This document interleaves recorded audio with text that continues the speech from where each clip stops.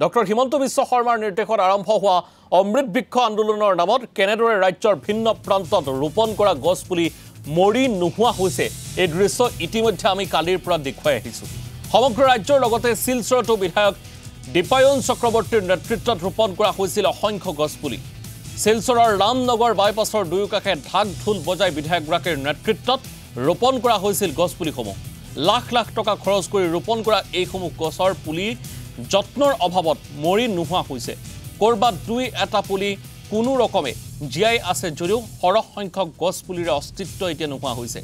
এই সন্দৰ্ভত আমি পোনপটীয়াভাৱে জানিব বিচাৰিম সতীৰ্থ সাংবাদিক সমীন সেন ডেকা আমাৰ সৈতে আছে। সমীন সেন ডেকা, সামগ্ৰিকভাৱে জনাওক অমৃত বৃক্ষ যি এক গছপুলি ৰোপণ, অমৃত বৃক্ষৰ নামত যি গছপুলি ৰোপণৰ এক অঘোষিত প্ৰতিযোগিতাৰ সৃষ্টি হৈছিল, সেই প্ৰতিযোগিতাৰ আচলতে কাৰ্যক্ষেত্ৰত কেনেধৰণৰ আছে, বৰ্তমান সময়ছোৱাত গছপুলিসমূহ কি পৰ্যায়ত আছে, এই সন্দৰ্ভত আপোনাৰ জৰিয়তে জানিবলৈ যত্ন কৰিম।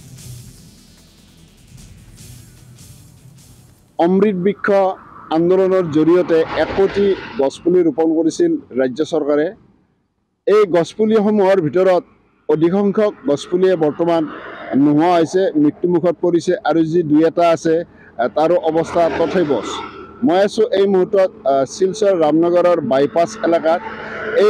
মই থকা এই বাইপাছ এলেকাত এইদৰে গছৰ পুলি ৰোপণ কৰা হৈছিল। বিশেষকৈ শিলচৰৰ বিধায়ক দীপায়ন চক্ৰৱৰ্তীৰ নেতৃত্বত এইদৰে ইয়াত গছৰ পুলি ৰোপণ কৰা হৈছিল।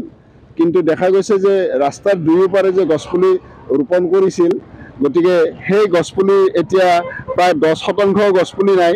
আমি আজি ইয়াত আহি দেখা পাইছোঁ যে বিভিন্ন স্থানত আৰু আমি দুই এটা গছৰ পুলি যে ৰোপণ কৰিছিল, আমি সেই দৃশ্য বৰ্তমান দেখুৱাৰ বাবে চেষ্টা কৰিছোঁ।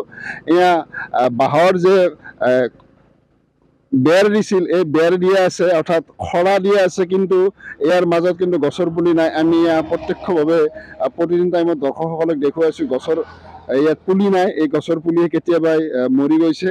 আমি যে এলেকাৰ লোকৰ পৰা গম পাইছোঁ প্ৰায় 10% গছপুলিও বৰ্তমান নাই, সকলো ইয়াত মৰি গৈছে। গতিকে আমি ইয়াত স্থানীয় কিছু লোক আছে, আমি তেখেতসকলৰ পৰা জানিব বিচাৰিম যে দাদা, যোৱা বছৰ ইয়াতে বিধায়কৰ নেতৃত্বত যথেষ্ট গছপুলি ৰোপণ কৰা হৈছিল, গতিকে ইয়াত গছপুলিবোৰ আছেনে এতিয়াও?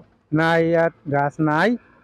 আগর যেটা লাগাইছিল লাগানির পরে মানে 15-20 দিন 1 মাস গেছে, এরপরে গাছগুলা এমনি আপনা মরিয়া গেছে গিয়া, শুকাইয়ে গেছে গিয়া, জল দিছে না। এরপরে বেড়া যেটা দিছে, বেড়া এটা মানে আপনা উল্টিয়া পড়ে গেছে বেড়াটা।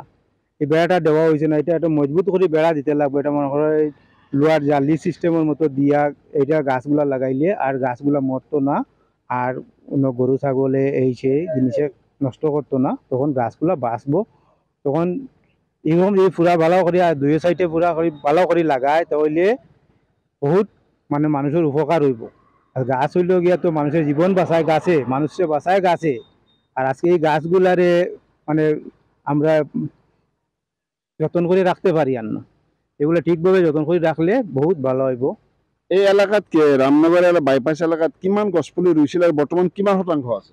গাছ বহুত গাছ লাগাইছিল, প্রায় 1-1.5 কিলোমিটার মতো গাছ লাগানি হয়েছিল, কিন্তু এই গাছগুলা বাড়ছে না, সবটা বাড়ছে না। প্রায় ধরেন মনে করেন 10% গাছ এখন জিন্দা আছে, কোনো রকম জিন্দা আছে। এগুলো মানে মরবার অবস্থাত, এগুলো ঠিক করে দিলে এখন ওইগুলো বাঁচবো। আমিও প্রায় 8-10টা গাছ আমিও বাঁচাইছি, আমার ঘরের সামনে আসলো, আমি খুব কষ্ট করে এইটারে বেড়া দিয়া বাঁচাইছি। আমি এই তারা লাগানি, তারা বস্তা উস্তা সব কিছু লাগাইলে আছে, কিন্তু আমি গাছগুলার বাঁচাইছি। মানে আমার সাথে আমারও সেবার দরকার, মানুষের আইলে ওখানে আরাম করতো, সেবার বইতো, আর অক্সিজেনেরও দরকার, এর লাগিও বাঁচাইছি আমি। কি করবে দাদা, এই বছর মুখ্যমন্ত্রী আর আজকের থেকে প্রায় 3 কোটি গাছের সেরা লাগাবার কথা কইছে, গতিকে কি কইবা? 3 কোটি সেরা লাগাইলে তো আমরা লাগাই মাইনে ভালো হইব, কিন্তু হইলে ওই যে আমার ভাইয়ে কইছই না, ওই রকম মাইনে গাছগুলি লাগাইলে গিয়া সুবিধা হইব, বেড়া দিলে সুবিধা হইব।